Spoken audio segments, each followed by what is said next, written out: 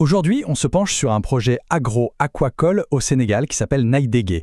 Et si c'était plus qu'une simple ferme? Et si on avait là un modèle capable de redéfinir l'avenir du développement rural dans toute la région? C'est ce qu'on va décortiquer ensemble. Tout part de cette question, qui est vraiment au cœur du projet. Est-ce qu'on peut réellement monter un projet rural qui coche toutes ces cases, durable, rentable et créateur d'emplois? Ça peut sembler un peu idéaliste, mais c'est pourtant la promesse, très audacieuse, que ce projet a l'intention de tenir. Et cette promesse, elle prend forme dans un lieu bien précis, Naïdégué. C'est un village au cœur de la région de Louga, au Sénégal. C'est là-bas, sur ces terres, qu'un projet vraiment ambitieux essaye de faire de cette vision une réalité tangible. Alors, il faut tout de suite oublier l'image de la ferme traditionnelle.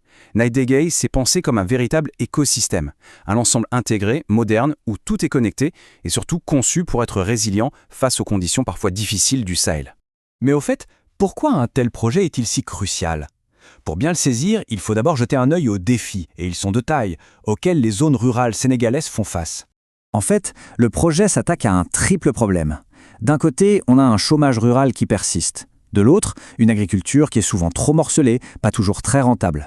Et par-dessus tout ça, il y a la vulnérabilité croissante face au changement climatique, qui menace directement les récoltes et donc les communautés. Face à ces défis complexes, la réponse du projet Concives est plutôt innovante. Ce n'est pas une solution unique et miracle, non. C'est une architecture basée sur 4 piliers, 4 activités bien distinctes mais totalement interconnectées qui fonctionnent en parfaite harmonie. Et ces 4 piliers, les voici. La culture du figuier de Barbarie, l'élevage de dindons, l'apiculture et la pisciculture. Chacun a un rôle bien précis à jouer, bien sûr, mais c'est vraiment leur interaction qui est la clé de tout. Allons voir ça d'un peu plus près. Le premier pilier, c'est un peu la fondation de tout le système, le figuier de Barbarie.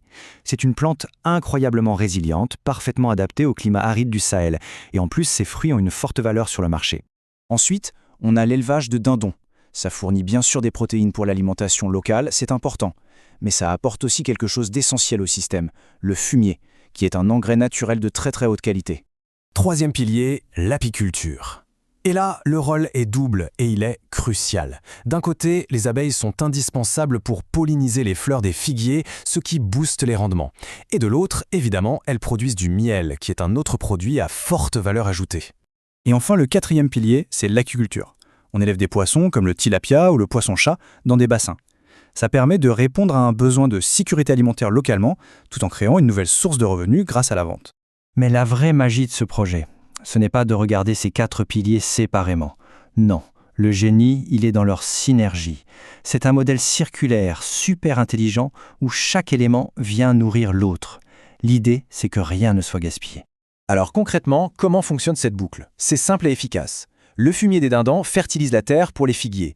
Les abeilles, elles, assurent la pollinisation et donc une meilleure récolte de fruits.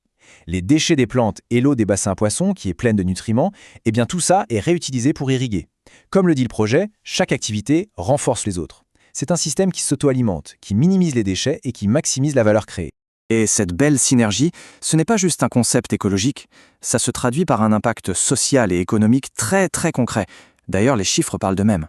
D'abord, l'impact sur l'emploi local. Le projet crée directement plus de 25 emplois stables. Dans une zone rurale où les opportunités sont parfois rares, c'est absolument considérable. Ensuite, l'impact économique. Le projet table sur un chiffre d'affaires annuel de plus de 380 millions de francs CFA. C'est la preuve éclatante que ce modèle est financièrement viable. Cette phrase, elle est tirée des documents du projet et elle résume parfaitement toute la philosophie derrière. Un projet durable est un projet rentable. En gros, la durabilité environnementale et sociale, ça ne peut pas fonctionner sur le long terme sans une base économique solide. Les deux vont de pair. Mais attention, l'ambition de Naïdégué ne s'arrête pas aux frontières d'un seul village. Non, dès sa conception, le projet a été pensé pour voir beaucoup plus grand. En fait, ce projet, il faut le voir comme une sorte de prototype. Un modèle qui est conçu pour être testé, validé ici, à Naïdégué, puis pour être dupliqué dans d'autres régions du Sénégal qui font face à des défis similaires. C'est une solution locale qui porte en elle une véritable ambition nationale. Le slogan officiel du projet est une excellente conclusion, car il résume toute cette vision. Investir aujourd'hui pour produire durablement demain.